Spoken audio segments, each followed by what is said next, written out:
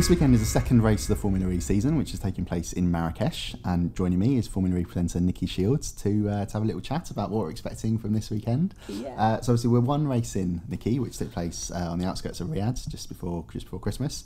Won by António Félix Da Costa from BMW. But actually he was in a way a little bit lucky to win that race, because it did look at one stage as if DS Techeetah were going to absolutely walk away with a solid 1-2 result. I know, it's a tough one. It's a Do we tough think one they're to gonna repeat who's going to be. Yeah, I know. Do we look into the future? I don't know. I mean, so António Félix Da Costa, which I loved at the end of the race, he said the DAC is back, which it was brilliant to see him up on the podium, winning that race, because I mean he's been in Formula E since the very beginning. He's had one race win in the very first season, so it's been a long time coming. And we had seen some brilliant results from him during the pre-season testing. BMW were at the top of the timing sheets for 2 out of the 3 days. And so we didn't quite know, obviously, how much you read into the testing, because normally, if we've looked at the results in pre-season testing, they actually haven't really then correlated to the race results during the season. However, it is obviously very different in season 5. This is the start of a new era. We've got obviously the new Gen 2 car, and António Félix Da Costa had an absolutely smashing performance. However, yes, you are right. There was a moment when unfortunately, through both Jean-Eric Vergne and Andre Lotterer ended up getting a drive-through penalty. Now, this was obviously, I don't know how much time it actually did cost them in the end, but however much time it did cost them, it obviously meant that António Félix Da Costa did manage to maintain his lead from pole position. Whether or not we can... how much we can read into that for the rest of the season, I don't know. Clearly BMW have a very strong car, which is good to see. Whether or not they will win another race in Marrakesh, I don't know, but I do think that DS Techeetah have a very, very strong package, and they're clearly going to continue on from their successes last year this season. And did you get a sense, talking to Vergne and Lotterer in the pit lane, that they were like, we're in the ballpark here? We're feeling strong. I mean, I think you kind of get that from them all the time, don't you? They're quite a confident team. They're a confident bunch. The DS Techeetah boys, or what are they known as? Gendre, their nickname. Yeah. Andre and Jeff, anyway. So I think they are feeling quite confident. Mark Preston was also feeling quite confident before the race. So obviously he's going to be feeling a lot more confident now after the race.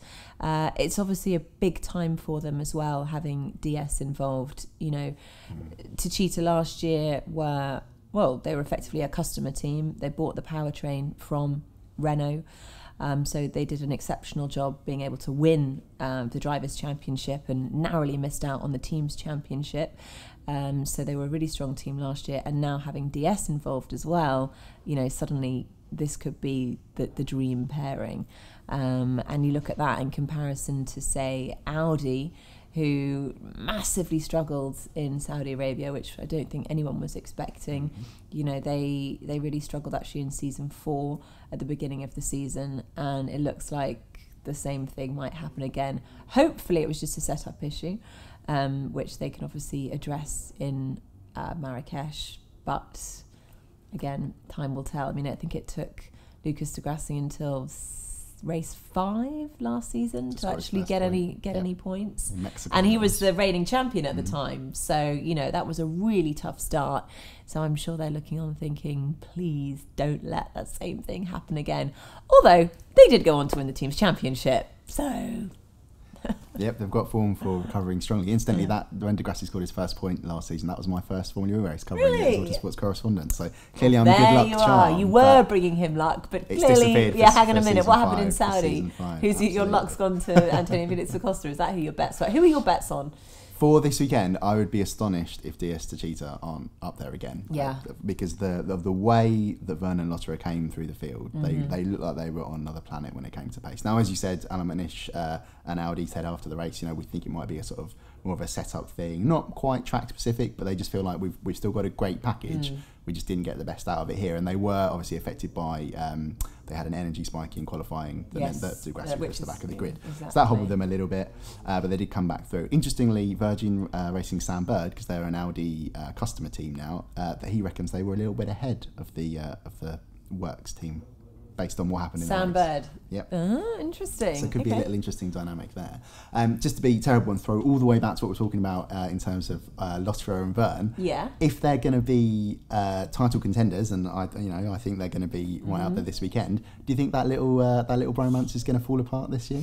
Well, I mean, it's very interesting because if you look back at the race, where was it? Santiago, when they got that historic, pushed into each other, didn't they? Historic 2-1-2 for the team, and it was all wonderful and everyone was celebrating. However, I mean, at the end of the day, Andre Lotterer went right into the back of Jean-Eric Vergne. The cars collided, connected, which was unbelievably remarkable that they managed to actually come through that turn completely unscathed. A huge amount of luck on their side, and yes, they were all, very celebratory afterwards. However, their luck might run out, and I think Andre does not like being seen as the number 2 driver in that team. I think that was the other reason. I think there was a bit of a mistake made in New York, in the final race when he jump started. Oh yes. I mean, that effectively cost Team Techeetah. They won by 2 points. The title because and I think because he was just so keen to get off that starting line to show, okay, Jeff, you've had your time, you've had your championship win now. Okay, I'm going to show you that I can do it too. And so he definitely wants to, I think, show the team that he can do it too. And you could be right. The bromance might be about to end. Under pressure. Yeah, absolutely. It will come under pressure for sure. Now, obviously, being the first race of the season, it was our first look at the new attack mode race format system that we've introduced for this season. From where I was watching in the press centre, it looked like it worked pretty well. It added up that little bit of spice and extra dynamic that the championship wanted. So what did you think of it? It really did. I thought attack mode was awesome. I completely agree. Beforehand, I was like, it's going to be so confusing. You're not going to know which driver is using attack mode or has used attack mode. How is Jack Nicholls going to commentate on this race? It's going to be really complicated. In fact, it wasn't complicated at all. It was very clear to understand, and it just added a little bit of sort of jeopardy and excitement into the race, particularly towards the end, because it just led to so many different overtaking moves. And it was great to see, some people actually struggle to activate the activation mode. We saw poor old Pachito, Jose Maria Lopez, actually struggling because you have to go over to activate it, to trigger it. You have to go over the 3 lines and the whole car has to go over it. It can't just be 2 wheels. It must be all 4 wheels. And unfortunately, he misjudged it, not once, but twice. And in the process, then managed to even damage his car, which then ended his race, which is really sad to see. But it does just show it takes a bit of skill to actually activate it correctly, and it just led to some fantastic moments. I mean, Jean-Eric Vergne actually used it exceptionally well. I think he used it towards the very end of the safety car, so he went over the activation zone, which normally is off the racing line and therefore would obviously cost you some time, but because it was under the safety car, it didn't cost him any time, which was brilliant. And then as soon as the safety car goes in, he's got the extra 25 kilowatts of energy, and he's suddenly one of the fastest man on the track, which was a brilliant way of using it. And interestingly, António Félix Da Costa did exactly the same thing with his second activation, and he went on to win the race, and he's now the championship leader as we head to Marrakesh. So that's, as you said earlier, that was his second Formula E win. But interestingly, that's only the second time he stood on a Formula E podium, when he won his first race in season 1 and then in Riyadh last time out.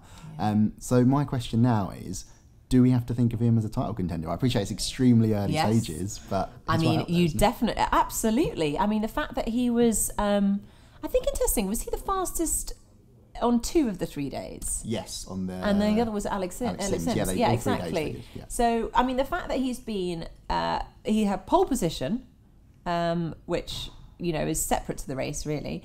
Then he obviously won the race. Then he's been at the top of the timing sheets twice in pre-season testing. He's got to be a title contender. Yes, 100%. Excellent. Right, well, we'll see what happens this weekend at the Marrakesh Prix, which is taking place on Saturday. So thank you very much, Nick. Sorry, António Félix Da Costa, the commentator's curse. You're not going to be at the top. And also, I'll apologise to DS Techeetah because that will inevitably go wrong now I've said it.